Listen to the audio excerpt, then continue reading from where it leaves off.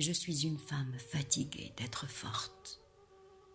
Je suis une femme forte par mon vécu et ma capacité de résistance tous les jours.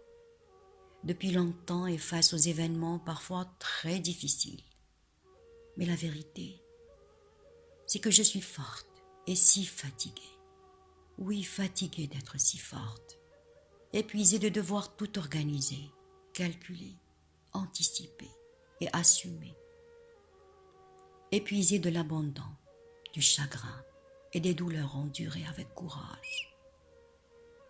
J'ai le droit de dire que je suis si fatiguée et que je voudrais passer pour la faible et l'impuissante parfois.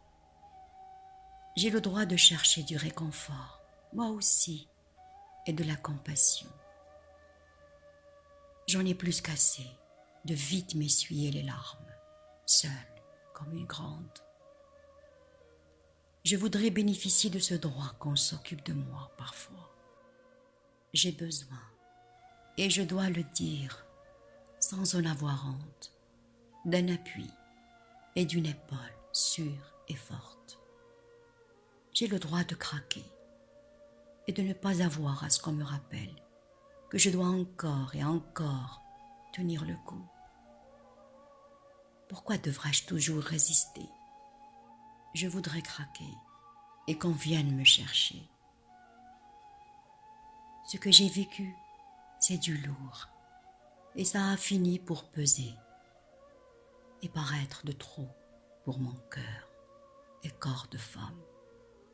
J'endure et j'encaisse et je dois encore continuer à me battre dans cette vie.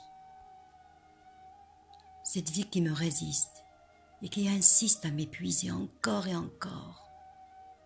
J'en ai ras-le-bol de faire la femme de fer au cœur en béton. Je suis femme en chair et en os.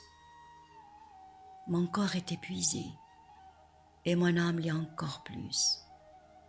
Aussi j'ai le droit de dire que je suis fatiguée d'être blessée chaque fois que j'ai espoir et de faire semblant que l'éloignement des gens que j'aime ne m'affecte pas.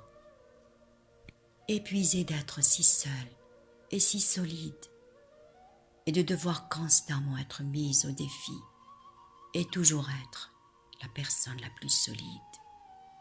Je suis épuisée de porter le poids de mon passé, de mon présent et de mon avenir.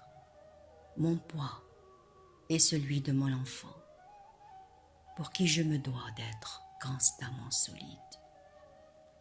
Je suis fatiguée de me retenir, de dire que je suis épuisée. J'ai touché le fond plusieurs fois dans ma vie et il a fallu que je me relève 1000 fois et seule. J'ai connu la douleur à des niveaux que d'autres ne le connaîtront jamais. Et on vient me juger pour me dire de tenir encore le coup. De quel droit vous me jugez?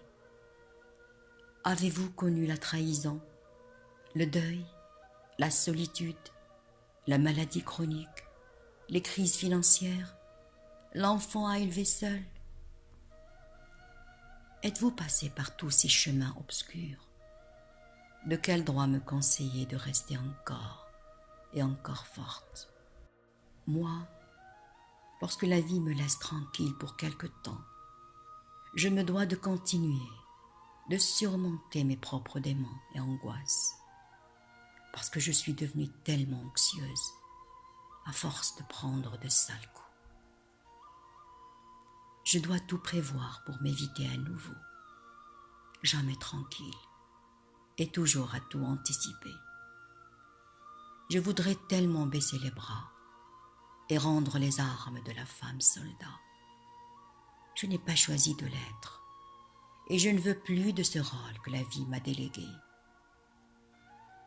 J'ai été à maintes fois brisée et j'ai recollé mes morceaux 1000 fois. Je suis obligée d'afficher mon plus beau sourire en face de vous. Vous n'avez pas l'habitude à voir mes larmes, donc cela vous gêne de les voir. Mes larmes rendent les autres mal à l'aise, car je me dois d'être l'exemple et je n'ai pas le droit de craquer.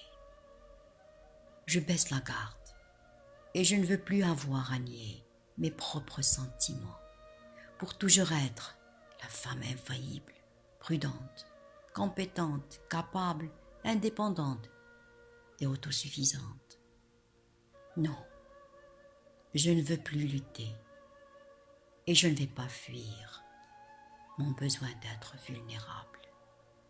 Je cherche quelqu'un qui peut me retenir et m'épauler. Des blessures, des trahisons, des deuils, des responsabilités, des soucis de tout genre, une maladie chronique. Je me suis toujours assumée